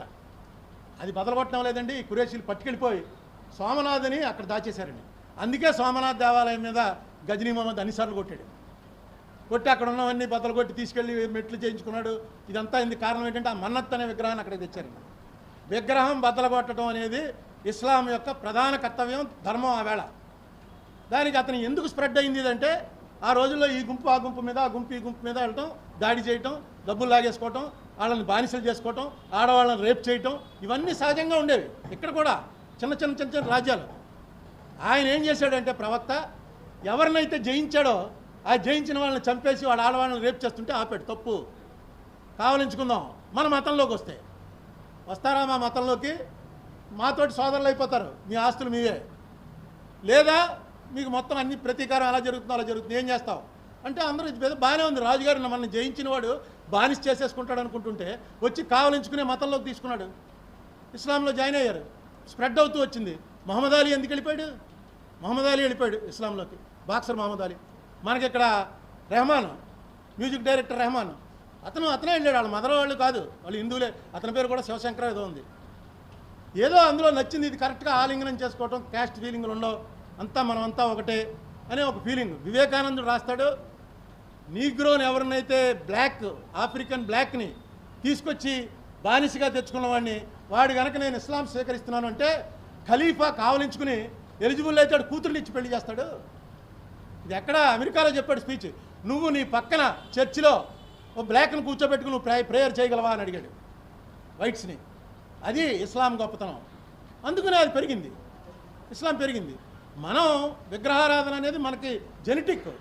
మనకు అలా విగ్రహం తయారు చేసేటప్పుడు ఎన్ని సుత్తులు మనం ఎదుర్కొండానే కొడతాడు. ఒరే ముక్కు కొంచెం సెట్ చేయాలంటే ముక్కు పట్టేయమని కొడతాడు. ఎందుకంటే దేవుడు లేడప్పుడు. ఒకసారి అక్కడ ప్రాణప్రతిష్ఠ అంటూ జరిగిన తర్వాత మన లెక్క ప్రకారం దేవుడే అది బద్దలు కొట్టడం వల్ల మనకు కోపం ఉంది. బాబర్ నామాను ఉంది, చదవండి, నెట్లో ఉంది అది కూడాను. బాబర్ నామాలో చెప్పాడు హుమాయూన్కి, నువ్వు విగ్రహాల జోలికి వెళ్ళకో, ఆవు జోలికి వెళ్ళకో, ఈ దేశాన్ని మనం పరిపాలించాలంటే ఈ రెండు ఖచ్చితంగా పాటించు. అందుకే వాళ్ళు ఎక్కడ విగ్రహాలు బద్దలు కొట్టేవారంటే ఏ రాజు అయితే వాళ్ళకి వ్యతిరేకించేవాడో వాళ్ళ విగ్రహాలు బద్దలు కొట్టేవారు. ఔరంగజేబు ఎన్ని విగ్రహాలకి ఎంతెంత డబ్బు పంపించేవాడో, ఎన్ని దీపారాధనలకి ఎంత నూనె పంపించేవాడో మొత్తం బాబు రాజేంద్ర ప్రసాద్ గారు రాశారు ఇండియా డివైడెడ్ అని బుక్ ఒకసారి చదవండి, అది కూడా నెట్లో ఉంది. అందులో ఔరంగజేబు ఎన్నో కంట్రీస్కి రాజులకి అంటే రాజు సరెండర్ అయిపోయాడు అనుకోండి, వాడితో గొడవలేదు, వాడు ఆలయాలకి ఈయనే పంపిస్తుండేవాడు డబ్బు. శివాజీ మన లెక్క ప్రకారం శివాజీ చాలా గ్రేట్ వారియర్, అందులో ఎవరికీ అనుమానం లేదు, గ్రేటెస్ట్ వారియర్. అసలు ఈ గెరిల్లా వారు మొదలుపెట్టింది అతను. కానీ ఎవరు అతనికి సపోర్టు? మొఘల్ని ఆపడం కోసం మన గోల్కొండ నవాబును బీజాపూర్ సుల్తాను ఫుల్ ఫైనాన్స్ చేసేవారు శివాజీకి. అది హిస్టరీ అది. ఎందుకంటే వాడు వచ్చే సౌత్లోకి వచ్చేయకుండా రావాల్సిన దారి మరాఠా మీద రావాలి. మరాఠా దగ్గర వీడు కాసి కూర్చుని కొట్టి పారేసేవాడు. వీడికి కావాల్సినవన్నీ కూడా వీళ్ళిద్దరూ ఏర్పాటు చేసేవారు. అతను పెద్ద వారిలో చాలా గొప్ప దాన్ని ఏమంటారు వ్యూహ చతురత ఉన్నటువంటి వాడు శివాజీ. అది ఔరంగజేబే ఆన్ రికార్డు ఒప్పుకున్నాడు. ఔరంగజేబు ఎప్పుడు పంపినా సరే శివాజీ మీదకి రాజ్పుట్స్నే పంపేవాడు, ముస్లింలు ఎవరిని పంపేవాడు కాదు. శివాజీ ఎప్పుడు అటాక్ చేసినా సరే ముస్లిమ్స్ తోటే అటాక్ చేయించేవాడు. ఇవన్నీ రాజనీతిలో భాగం. మనం దానికి మతంగా తిప్పాలి అనుకుంటే అది ఇన్ని వందల సంవత్సరాల క్రితం అయిపోయింది. ఇప్పుడు అవసరమా? దానివల్ల ఏంటి ప్రయోజనం? కానీ మన మతం కూడా అది కాదు. నెక్స్ట్ ఇయర్ ఏంటి ఇద్దాం? మీరు భారతదేశంలో మీరు మతం గురించి చెప్పారు. మైక్ తీసేయండి, మాట్లాడండి. మతం గురించి చెప్పారు, దాని గురించి చెప్పారు. భారతదేశం మాత్రం పుట్టిన కులం గురించి ఆ కుల నిర్మూలన జరిగితే డాక్టర్ బిఆర్ అంబేద్కర్ గారు చెప్పింది సమస్యలన్నిటికీ పరిష్కారం చాలా వరకు దొరుకుతుంది. ఇలా కులం గురించి ఎందుకు మాట్లాడుతున్నారు? కాంగ్రెస్ పార్టీ కూడా నిర్మూలించలేదు. Secularism different from caste. అవును, దాని గురించి చెప్పండి. అదే కాన్షీరామ్ చెప్పాడు, ఈ దేశంలో క్యాస్టే ఉంది కానీ మతం లేదని. అది తప్పని వీళ్ళు ప్రూవ్ చేస్తున్నారు. కాన్షీరామ్ చెప్పింది ఇదే. ఈ దేశంలో అంబేద్కర్ చెప్పినా సరే ఎప్పుడైతే ఇక్కడ మతం కులం పోతుందో అప్పుడే ఈ దేశం బాగుపడుతుంది. కానీ ఇది ఎలాగా?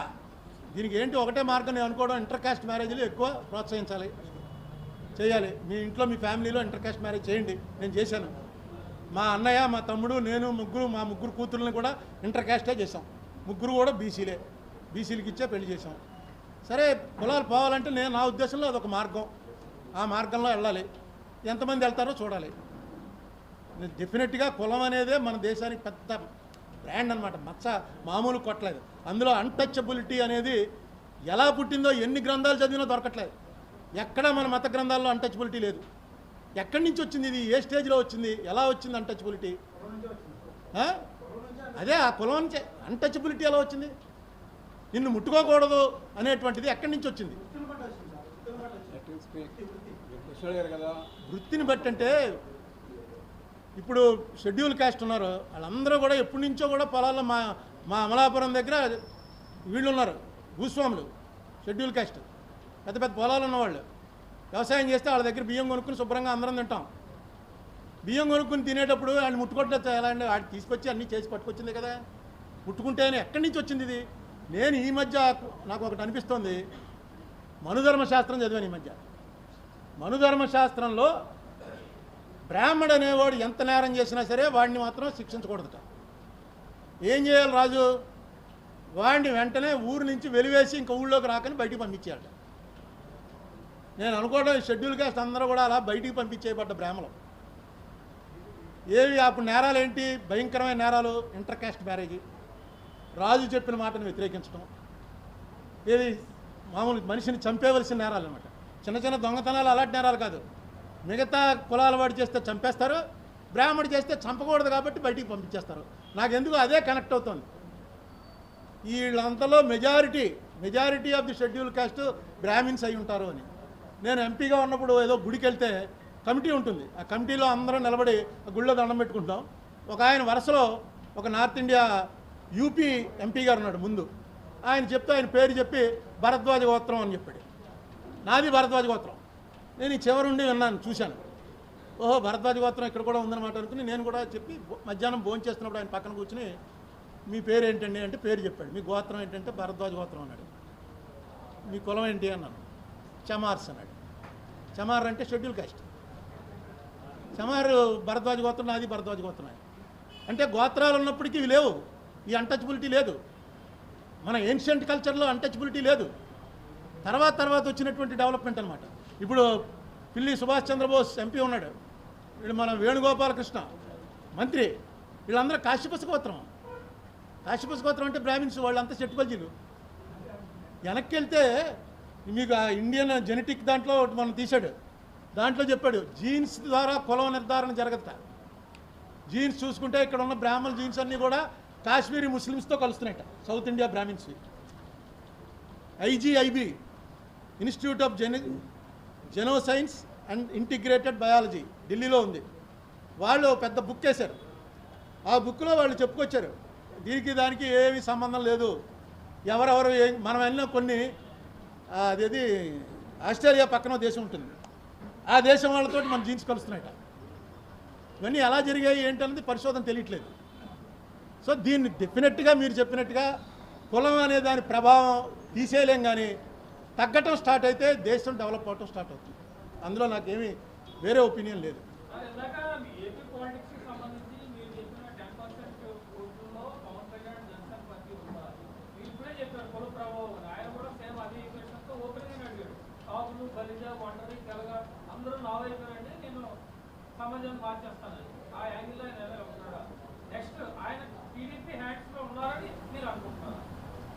మొట్టమొదటిది ఈయన ఇలాగా కాపులు అందరూ నా వెనకాల రెండని అన్నది నేను వినలేదు.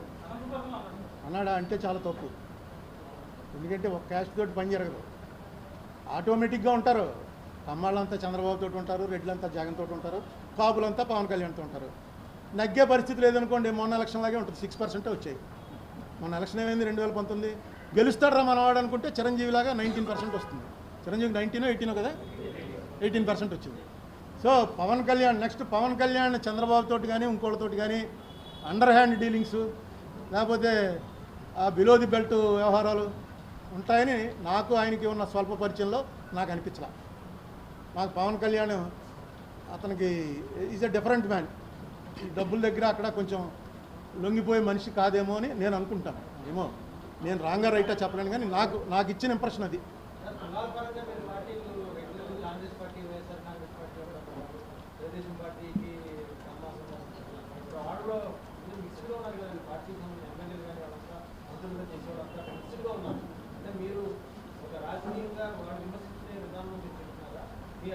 కాదండి, మామూలుగా ఇవన్నీ కూడా ఏంటంటే sole trader proprietary concerns.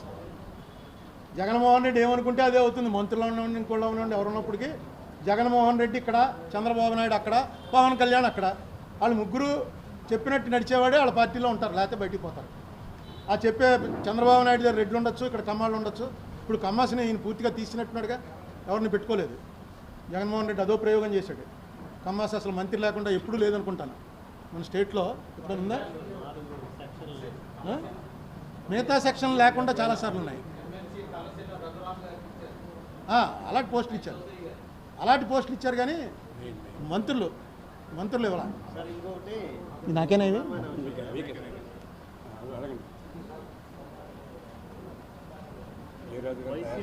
YCP MLC east Godavari candidate నేను అరెస్ట్ చేశారు. ఆ ఇష్యూని ఎలా చూస్తారు? ఇది చెప్తున్నాడుగా, మర్డర్ చేశాడు, అరెస్ట్ చేస్తారు. మర్డర్ అని చెప్పేసి అతను ఒప్పుకున్నాడు. వన్ బై వన్ ప్లీజ్, అందరికీ వస్తాయి. వన్ బై వన్ దాని మీద ఏం కామెంట్ చేస్తాం? జరిగిన 4 రోజులు జరిగిన నాటకీయ పరిణామం అంటే ఆటోమేటిక్గా అతను ఎమ్మెల్సీ కాబట్టి వెంటనే అపోజిషన్ పార్టీ వాళ్ళు వస్తారు, గొడవ చేస్తారు. న్యాచురల్గా జరిగేవి ఇవన్నీ. ఇందులో పెద్ద కామెంట్ చేయవలసినంత అంశం లేదు. అతను మర్డర్ కేసులో ఇన్వాల్వ్ అయి ఉన్నాడు, అతనే మర్డర్ చేశాడని సర్కమ్స్టాన్సెస్ చెప్తున్నాయి. అతనే కన్ఫెస్ చేశాడన్నారు. ఆ కన్ఫెషన్ అని నిలబడే కన్ఫెషన్ కాదండి. పోలీసులతోటి ఏం కన్ఫెస్ చేసినా సరే ఎవిడెన్స్ యాక్ట్ ఒప్పుకోదు. అతను మళ్ళీ వచ్చి ఆ జడ్జి సీన్ కాదు అసలు, అది దాన్ని ఎవిడెన్స్ కిందే తీసుకోరు. పోలీసులతో జరిగిన కన్ఫెస్ని ఎవిడెన్స్ కింద తీసుకోరు. కన్ఫెస్ చేశాడని వీళ్ళు అంటున్నారు. ఏదైనా సర్కమ్స్టాన్సెస్ బట్టి డెఫినెట్గా అతనే చంపాడని నమ్మేటువంటి పరిస్థితులు ఉన్నాయి. అతను అరెస్ట్ చేశారు, కేసు ఉంటుంది. అంతకన్నా మనం దాని మీద పెద్ద కామెంట్ ఏం చేయలేము. అరెస్ట్ చేయకపోతే డెఫినెట్గా ఇట్స్ అన్ ఇష్యూ. మనం ఎందుకు చేయలేదని అడగాలి. రామారావు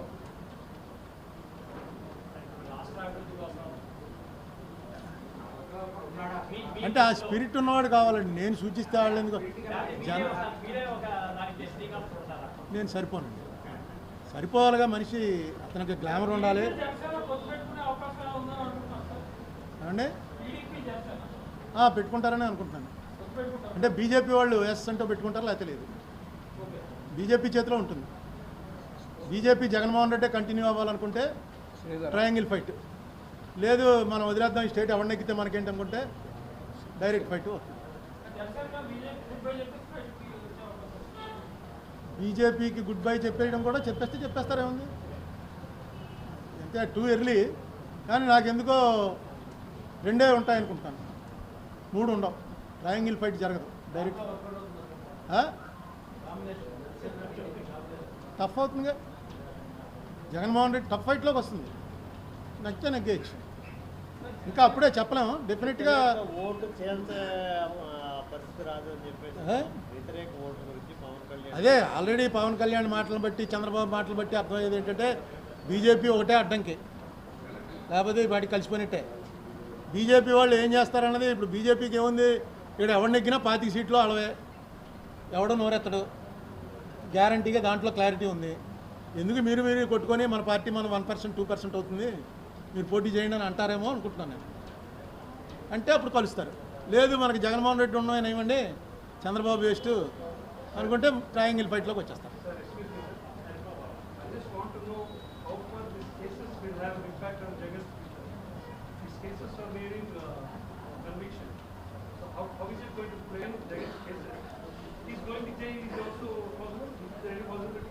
తెలియదండి, ఎందుకంటే నాకున్న అవగాహనలో క్విడ్ ప్రోకో అన్నది ప్రూవ్ అవ్వదు. క్విడ్ ప్రోకో కేసు, ఈడీ కేసులు ఉన్నాయి. ఈడీ కేసుల్లో మీకు అక్కడ చిన్న ఇదేంటంటే ఛార్జ్ షీట్ పెట్టారు ఈడీ కేసులో అంటే కన్విక్షనే. ఈడీ కేసులో ఏమీ నేరం చేయక్కర్లేదండి. మీ అకౌంట్లో ₹1,00,000 ఎక్కడి నుంచి వచ్చాయి అని నోటీస్ ఇస్తారు మీకు. It is your responsibility. Burden of proof lies on the accused, not on the prosecution. మామూలుగా ఏ కేసులైనా సరే, క్రిమినల్ కేసు అంటే ప్రాసిక్యూషన్ వాళ్ళు ప్రూవ్ చేయాలి వాడు నేరం చేశాడని. ఈడీ కేసుల్లో అలా కాదండి, డిఫెన్స్ ప్రూవ్ చేసుకోవాలి నేను నేరం చేయలేదని. ఇప్పుడు ఆ ఈడీ కేసుల్లో ఇతను పెట్టిన డబ్బులన్నీ, సూట్ కేసు కంపెనీలోంచి వచ్చిన డబ్బులన్నీ ఎలా వచ్చాయని అడిగారు. అడిగిన దానికి ఏ రోజున విచారణ జరిగితే ఆ రోజున ఇతను కన్విక్షనే, అందులో అనుమానం లేదు. ఆ కన్విక్షన్ ఫైన్ అవ్వచ్చు, జైలు అవ్వచ్చు. జైల్లో సంవత్సరంలోపు జైలు అయితే డిస్క్వాలిఫై అవ్వడు. కేసు వెంట స్టార్ట్ అయితే మాత్రం డెఫినెట్గా కేసులన్నీ కూడా కన్విక్షనే. నీకు తెలుగు అర్థమవుతుంది కదా.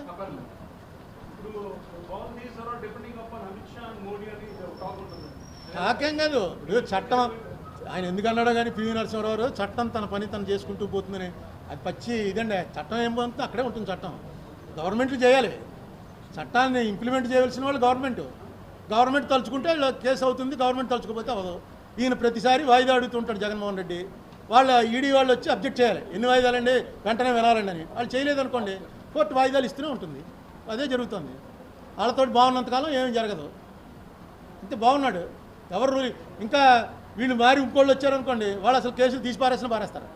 వీళ్ళు కనీసం కత్తి పెట్టి ఉంచుతారు మెడ మీద, వాళ్ళు తీసేస్తారు.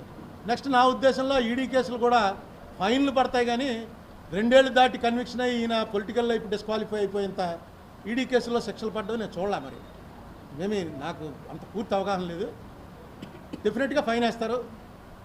Fine 2 times 3 times. మీ దగ్గర ₹1,00,000 పట్టుకుంటే 5 లక్షలు ఫైన్ వేయటం ఇలాంటివి జరుగుతుంటాయి. ఈయన దగ్గర కొన్ని వేల కోట్లు 100 కోట్లు పట్టుకున్నారు. చాలా పెద్ద ఫైన్లే పడతాయి. ఏమండి ఎందుకు చేయరు? భలే బినామీ అన్నది, బినామీ మీ పేరు నేను పెట్టాను అనుకోండి, మీరు ఎందుకు జప్తు చేస్తారు? అసలు ఇంకో విషయం మన వాళ్ళు ఎవరికీ తెలియదు. పొలిటీషియన్స్ డబ్బంతా బినామీల పేరుని ఉంటుందని అంటుంటారు. మీ పేరు నేను పెట్టాను అనుకోండి, నా పోస్ట్ పోయిన తర్వాత మీరు ఇస్తారు నాకు ఓ పావే అంటారు. సార్ మామూలు ఫోన్ చేస్తే కూడా ఇస్తారు. బినామీలు అంతా ఉత్తినే అనుకోవటానికి తప్ప ఎవడి పేరునా పెట్టరు. నీ జాగ్రత్తగా దాచుకుంటారు. Any more questions? ఏమండి ఏం లేదు, ఇందాక చెప్పాను కదా, ముందు విడిపోయినప్పుడు మనకు రావాల్సినవన్నీ రప్పించుకోండి, యాక్ట్ని ఇంప్లిమెంట్ చేయించుకోండి. హైదరాబాద్లో ఉన్న ఆస్తులు దగ్గర ఇప్పుడు మార్కెట్ వాల్యూ చూసుకుంటే 1,00,000 కోట్లు వస్తాయి. అక్కడ అమ్మేయచ్చు, వాళ్ళకే తెలంగాణ గవర్నమెంట్కే అమ్మేయచ్చు.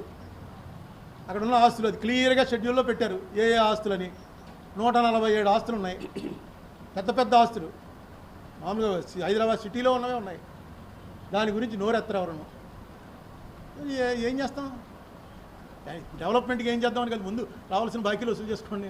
ఆ బాకీలు కూడా వసూలు చేయలేకపోతున్నాం. Last question.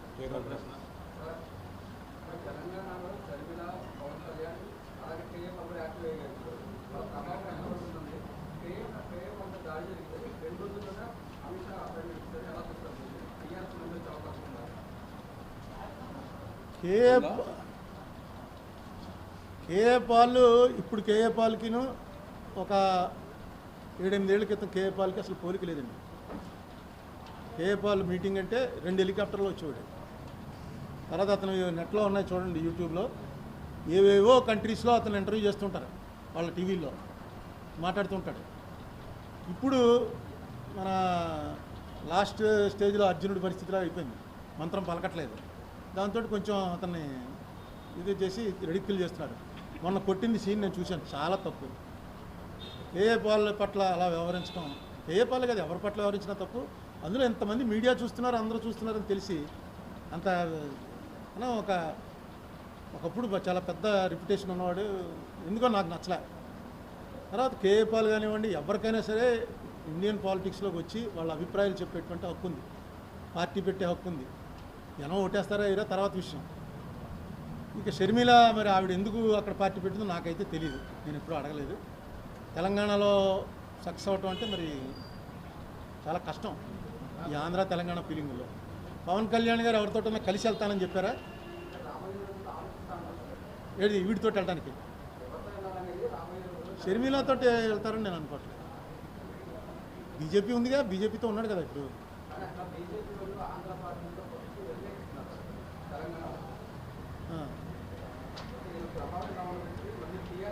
ఏమో మరి పవన్ కళ్యాణ్ గారిది, ఆయన బీజేపీలో చేరిన తర్వాత నేను ఎప్పుడు మాట్లాడలేదు, బీజేపీతో కలిసిన తర్వాత.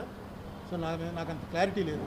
ఎనీథింగ్ మే హ్యాపెన్, పెద్ద ఏది మనం ఆశ్చర్యంగా చూడక్కల పాలిటిక్స్లో. నేను 78లో చిక్మగళూరు ఎలక్షన్కి వెళ్ళాను, ఇందిరాగాంధీ పోటీ చేస్తే బాగా తిరిగాం.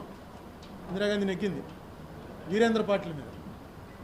80 వచ్చేటప్పటికి వీరేంద్ర పాటిల్ ఇందిరాగాంధీ దగ్గర మినిస్టర్. ఆశ్చర్యపోయాం, అప్పట్లో అంత ఇది లేదు.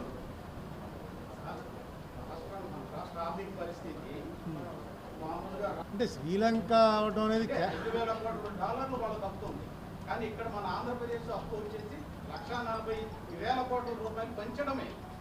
ఆర్థికంగా వీళ్ళు వెసులుబాటు చూసుకోవట్లేదు, కానీ పనిచేస్తే అందులో ఉన్నాయి కదా ఒపీనియన్. ఇప్పుడు జగన్మోహన్ రెడ్డి చేస్తుంది, నేను ఇందాకే చెప్పాను, మీరు లేరేమో.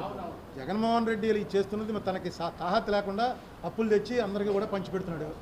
ఇప్పుడు జగన్మోహన్ రెడ్డి అన్నవాడు తప్పు చేస్తున్నాడని చెప్పేవాళ్ళు ఎవరన్నా మేము వస్తే ఇది చెయ్యమని చెప్పగలరా? తెలుగుదేశం కానీ పవన్ కళ్యాణ్ కానీ మేము పవర్లోకి వస్తే ఇవన్నీ ఆపుతాం, రాష్ట్రం అప్పులన్నీ తీరుస్తామంటే ఆవిడ ఓటేడు. ఏంటి ఇది ఇలాగా ఎక్కడికి పోతుందో మనకు అర్థం అవ్వట్లేదు. డెఫినెట్గా క్రైసిస్లోకి వెళ్తున్నాం, అందులో అనుమానం లేదు.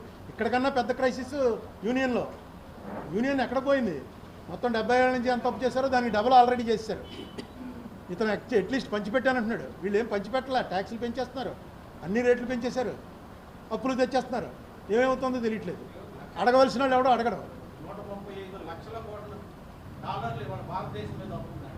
135 లక్షల కోట్లు. 70 ఏళ్ల క్రితం 2,569 కోట్లు, 70 ఏళ్ల తర్వాత 135 లక్షల కోట్ల రూపాయలు భారతదేశం మీద అవుతున్నాయి. ఇది ఆర్థిక సహాయ మంత్రి రాజ్యసభలో చెప్పిన మాట. మీరే చెప్తున్నారు ఏమవుతుందంటే. Last question. ఈ కేంద్ర విద్యుత్ సంస్కరణలో దాని ప్రభావం ఆంధ్రప్రదేశ్ విద్యుత్ సంక్షోభం, దీన్ని ఎలా చూస్తారు? అది నాకు అంత సబ్జెక్ట్ మీద అంత అవగాహన లేదు కానండి. విద్యుత్ విషయంలో మన్మోహన్ సింగ్ గారి గవర్నమెంటు అప్పుడు ఉన్నటువంటి కెపాసిటీకి 5 రెట్లు పెంచిందండి. 5 రెట్లు కెపాసిటీ పెంచి వాళ్ళు దిగిపోయే టైంకి వీళ్ళు ఏదో కోల్ పాలసీలో చిన్న తేడా ఏదో చేసి, కోల్ పాలసీలో ఏదో తేడా చేశారు. ఆ తేడా వల్ల ఆయన పెంచిన 5 రెట్లు కాకుండా వీళ్ళకి ఫస్ట్ ఇయర్లో వీళ్ళు గవర్నమెంట్ రాగానే లోక్సభలో ఎవరితో క్వశ్చన్కి దాని కన్సర్న్ మినిస్టర్ చెప్పాడు, మీకు ఎంత పవర్ కావాలో చెప్పు, రూపాయికి ఇస్తానని చెప్పాడు. యూనిట్ రూపాయికి అంత ఉంది పవర్, చెప్పు ఎంత కావాలో పవర్ అని. అది 8 ఏళ్లలో ఏ పరిస్థితికి వచ్చిందంటే షార్టేజ్లోకి వచ్చాం. మన స్టేట్లో ఇండస్ట్రియల్ దానికి 2 days అంతా హాలిడే ఇచ్చారట. ఇండస్ట్రియల్ మనకి ఇంట్లో కరెంటు తీసేసినా పర్లేదు, కానీ ఇండస్ట్రియల్ హాలిడే ఇస్తే మాత్రం జీడిపి టప్పని పడిపోతుందండి. జీడిపి పడిపోతే ట్యాక్స్ కలెక్షన్ పడిపోతుంది, అన్ని రకాలుగా దెబ్బ తగులుతుంది. ఎందుకో మరి అదే దాని మీద కూడా అనేక సార్లు అడిగాను నేను. యూనియన్ గవర్నమెంట్ ఒక వైట్ పేపర్ ప్రకటించాలి. వాళ్ళు సోషల్ మీడియా ద్వారా చెప్తున్నారు మేము చాలా బ్రహ్మాండమైన పరిపాలన చేసామని. అది ఎందుకు విత్ ఫిగర్స్ ప్రజల ముందు పెట్టరో అర్థం అవ్వదు. ఇలాగే పెగాసిస్ డైరెక్ట్ కోర్టులో చెప్పేశారు. కోర్టు అడిగింది, నువ్వు పెగాసిస్ తెచ్చావా లేదా, ఎస్ ఆర్ నో, సమాధానం చెప్పమన్నారు. ఎక్కడ ఉండదు ఇలా. సుప్రీంకోర్టుకి సమాధానం చెప్పనంటే ఇంకా సుప్రీంకోర్టు ఏం మాట్లాడాలో తెలియక కమిటీ వేసింది. సుప్రీంకోర్టుగా చెప్పని వాళ్ళ కమిటీకి చెప్తారా? పెగాసిస్ స్పైవేర్ అంటే మన ఎన్క్రిప్టెడ్ ఇవి ఉంటాయి, అవి కూడా చూసేయచ్చుట. ఎవరెవరి మీద పెట్టారంటే 300 పేర్లు ఇచ్చారు వాళ్ళు. 300 పేర్లు కూడా పొలిటీషియన్సే. రాహుల్ గాంధీ పెట్టారు, అందరు పొలిటీషియన్స్ పెట్టేశారు. చేయకూడదు అది. అలాగ వచ్చి గవర్నమెంట్లో పడిపోయాయి. మరి ఇక్కడ మనం ఆయన మీద ఉన్న ప్రేమ కొద్దీ ఏం మాట్లాడకూడదు.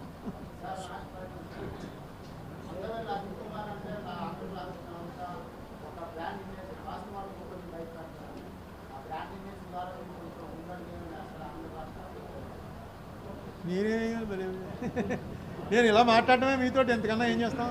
సో అది కూడా ఇది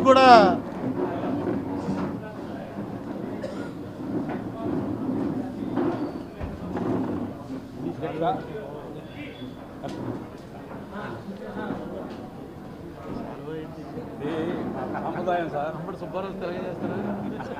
ఎవరొచ్చినా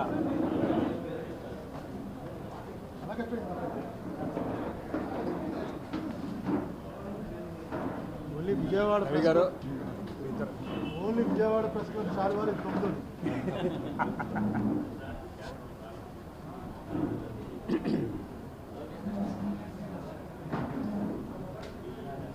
వందన సార్ రాజేష్ గారు.